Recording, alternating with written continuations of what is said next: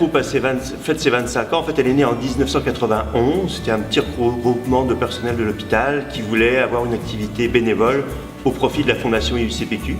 Donc après, on a continué sur notre lancée. On a fait un spectacle annuel depuis lors, avec cette année de notre 25e anniversaire. Depuis 1991, il y a près de 80 personnes de l'hôpital qui sont montées sur les planches. Je ne compte pas les gens qui ont participé aux équipes techniques. Tous les secteurs de l'hôpital sont représentés, il y a personne qui n'ait jamais été exclu. Puis le type de pièce, on était dans tous les genres. On a été dans la comédie humoristique, avec Le Père Noël est une ordure, avec La Cage aux folles, avec Boing Boing, des pièces plus policières, Les Dix Petits Nègres, Les Brumes de Manchester. Puis cette année, pour le 25e, on ouvre la porte au drame. Ce phénomène d'être d'une certaine façon reconnu fait en sorte que ça crée des liens dans tout l'établissement.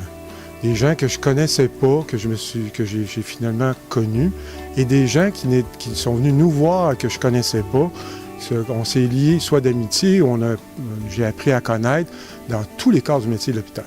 Donc ça crée une espèce de c'est sûr qu'il y a un esprit familial dans la troupe, mais ça s'étire au-delà de ça. Dans tout l'établissement, moi, j'ai eu des liens avec toutes sortes de gens que jamais j'aurais pu imaginer. Des infirmières-chefs, des médecins spécialistes. Alors qu'auparavant, j'étais confiné à un endroit qui est le laboratoire, et que ça me suis sorti de là. Il a commencé avec Joe Blow, Pierre. J'étais obligé de dire que... Et puis je l'ai traîné longtemps, ce personnage-là. Il y avait dans cette pièce-là, Haute Fidélité, il y avait le sergent détective Grand-Maison, qui était un personnage d'enquêteur un peu naïf, je dirais. Là. Il s'en faisait passer des petites vites là, dans cette histoire. Sergent détective Grand-Maison! Mais comme vous voyez, je suis revenu. C'est vous une activité professionnelle? Ça dépend. Ben oui. Évidemment, on vous demande de répondre par oui ou par non, alors ça dépend, ça dépasse. Mais c'est ça! J'ai eu envie d'embarquer aussi pour la fondation, pour connaître d'autres gens dans l'hôpital. J'ai joué dans la nuit du 16 janvier ensemble. Dans Mioussoff, on va Mioussoff. Puis là, cette année, l'année passée, Joanie a joué dans la cuite avec Stéphane. Mais si je peux me permettre, vous étiez deux ennemis dans la nuit du 16 janvier. Oui, parce que tu étais la maîtresse et toi, tu étais la femme. On s'aimait pas du tout. Comment osez-vous m'interroger? Vous, qui avez assassiné mon mari? Madame, l'une de nous deux n'a pas dit la vérité et nous savons toutes deux qu'elle est celle qui a menti.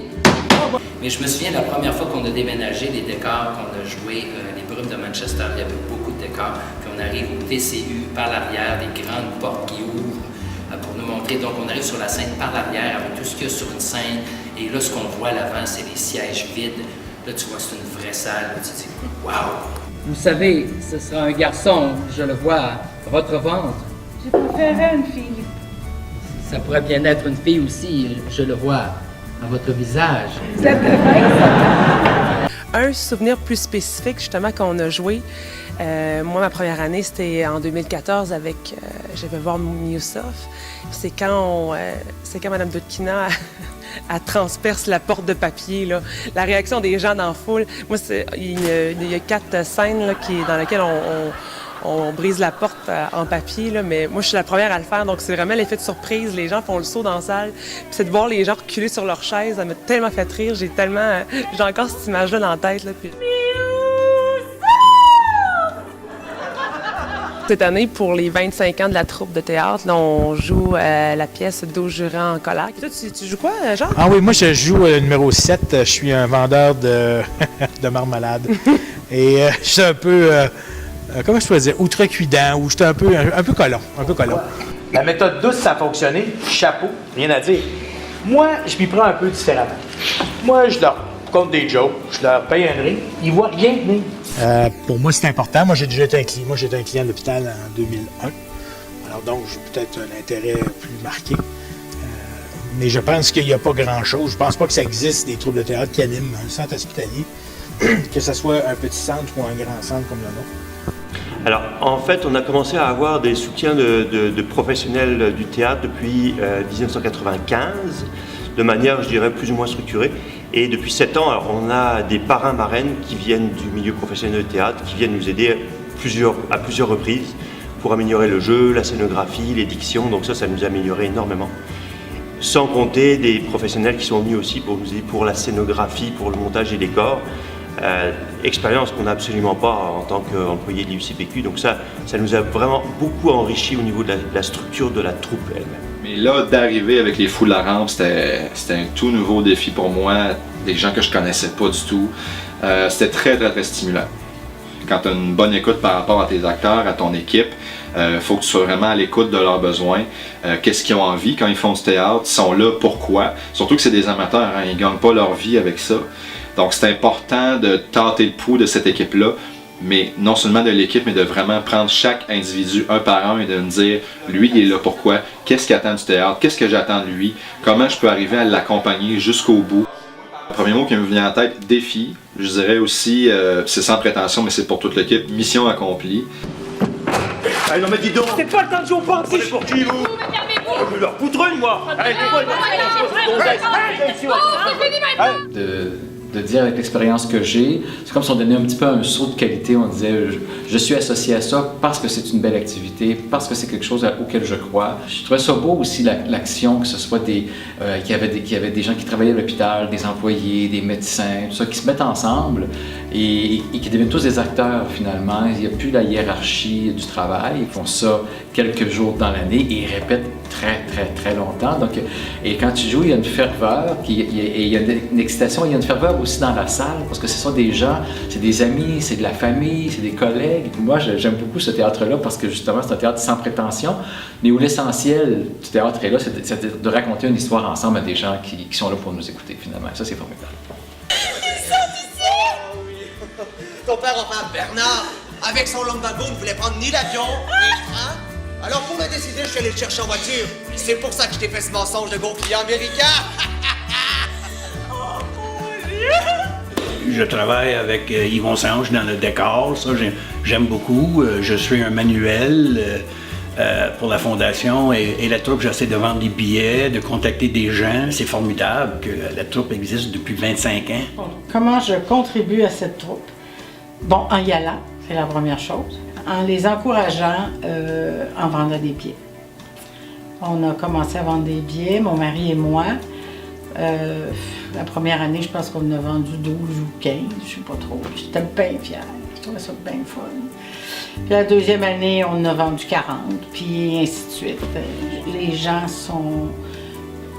acceptent facilement d'embarquer dans cette cause parce que tout le monde la connaît, cette cause-là.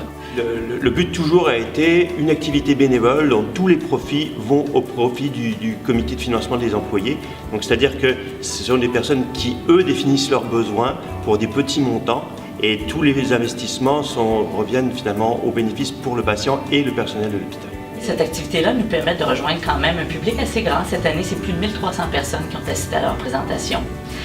Et ça nous permet également de ramasser une somme assez intéressante. Cette année, c'était le 25e anniversaire des Fous de la Rampe.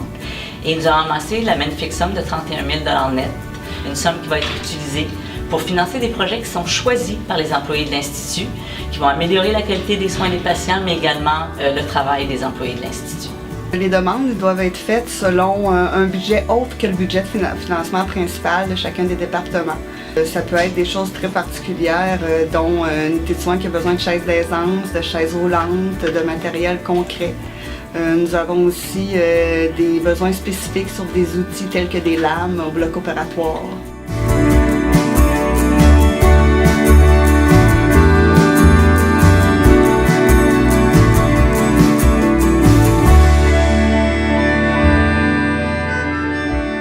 Ce que je souhaite, c'est qu'elle continue, la troupe continue et que ça continue à promouvoir la Fondation. Parce que dans le fond, moi, je le fais pour la Fondation. Les gens qui viennent nous voir, c'est principalement en fait, des personnels de l'hôpital et leurs familles. Mais c'est ouvert, bien entendu, aux amis, aux patients et public tout confondu. Tout le monde est le bienvenu pour venir nous voir. Pour profiter de notre expérience et puis faire un don à la Fondation. Moi, ça fait vraiment plusieurs années, depuis presque le tout début de la troupe que je les suis.